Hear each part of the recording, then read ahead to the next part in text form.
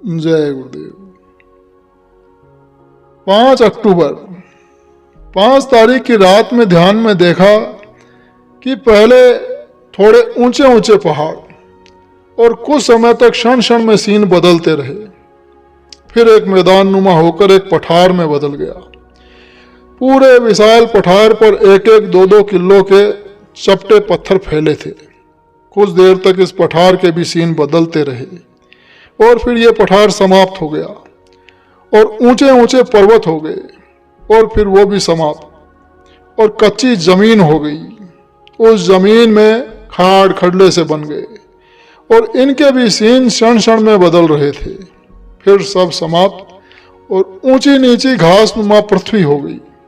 घास मृत्यु लोक जैसी नहीं थी, कुछ गुथवा टाइप की थी, जैसे कि गलीचे होते हैं। उनके भी क्षण क्षण में सीन बदल रहे थे। उसके एक भाग में बड़े सुंदर बारीक फूल क्षण भर के लिए नजर आए। फिर बड़े बड़े वृक्षों का झुंड हो गए और इनके भी सीन क्षण क्षण में बदलते रहे। फिर एक ऐसा भयानक अंधेरे का झटका आया कि ऐसा मालूम दिया मानो पूरी पृथ्वी पर घनघोर अंधेरा छा गया हो। जो झटका अंधेरे का आया उसकी आवाज भी सुनाई दी थी। 6 तारीख को सुबह, दोपहर, शाम और रात में ध्यान में कुछ भी नहीं दिखाई दिया। 7 तारीख की सुबह, दोपहर और शाम को ध्यान में कुछ दिखाई नहीं दिया। रात में ध्यान में एक वीरान जैसा मंजर, वीरान उजाड़ मकान यानी उजड़े हुए मकानों का नजारा। उन मकानों में कोई आदमी नजर नहीं आया। इसके भी सीन क्षण क्षण में बदलते रहे। उसके बाद ऊंचा नीचा गला सड़ा सा मैदान दिखाई दिया। इसके भी सीन क्षण क्षण में बदलते रहे। फिर वे भी समाप्त। फिर काफी कोशिश की पर कुछ दिखाई नहीं दिया। 8 अक्टूबर, 8 अक्टूबर की सुबह ध्यान में तो दिखाई नहीं दिया, पर मालिक की असीम दया कृपा से भजन के समय घंटे की आवाज सिर के बीचों बीच केंद्रित हो गई। सूरत की भी कुछ कवायद शुरू हो गई। थोड़ी देर तक ये सब रहा।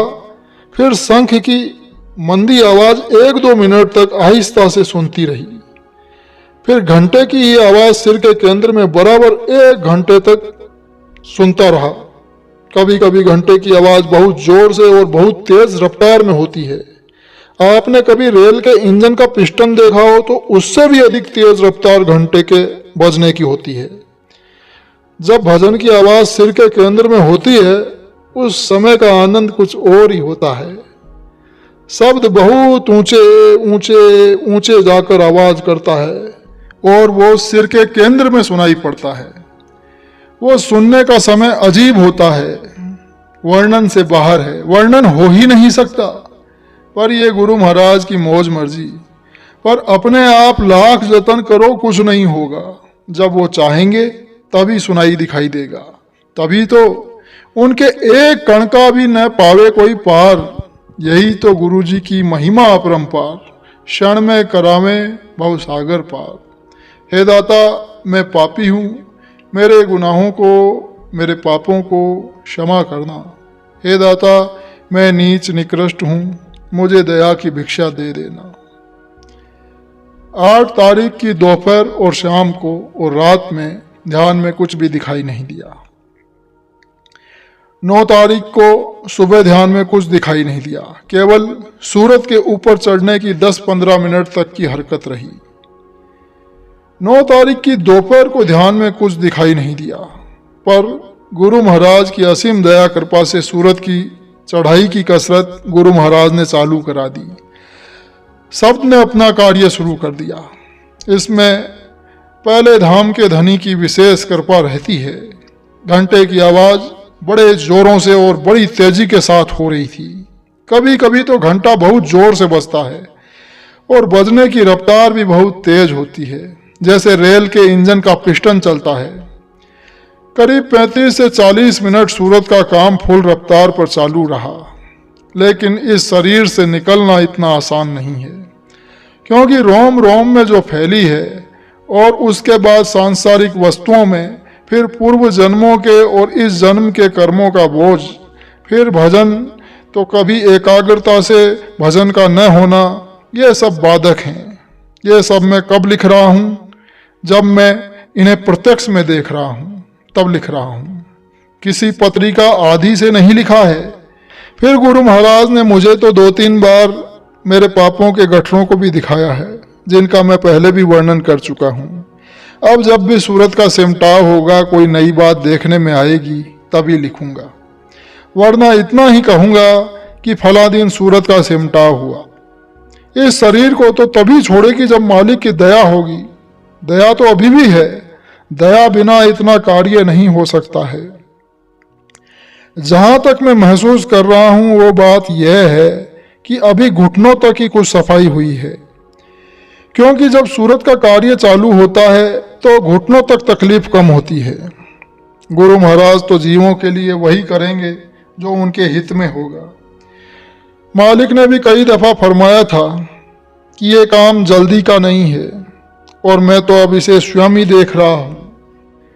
9 तारीख की शाम को ध्यान में कुछ दिखाई नहीं दिया। 9 तारीख की रात में ध्यान में दिखाई दिया कि पहले एक छोटा सा मैदान है, उसमें ऊंची नीची टूटी फूटी जमीन, साइडों में ऊंची नीची ढांग, कभी मेरे नजदीक कभी मेरे से दूर। क्षण क्षण में सीन पर सीन बदलते रहे। फिर मेरे सामने ये सीन समाप्त, और मेरे दाएं बाएं ऊंचे ऊंचे पर्वत बनते गए। दाएं बाएं के पर्वत एक दूसरे के सामने चलते गए, और दोनों के बीच में एक तंग सकड़ी सी गली बन गई, और फिर आमने सामने वाले दोनों पर्वत एक हो गए। सिर के ऊपर भी देखा तो उधर भी वही पर्वत का सीन था। फिर इन पर्वतों के सीन क्षण क्षण में आपस में बदलते रहे। काफी देर तक मैं इन सीनों को देखता रहा। ये सब सीन मेरे से 40-50 गज के फासले पर हो रहे थे। फिर क्षण भर में वो सीन समाप्त हो गए। फिर टूटा फूटा मैदान, बीहड़ जंगल, कभी बर्बादी के बाद का मंजर, वो भी गंदगी का जैसा माहौल जो बाढ़ के बाद का दिखाई देता है। 80 से 100 मीलों तक न तो कोई बस्ती, न कोई मकान, न कोई आदमी। यह सब खेल में काफी देर तक देखता रहा।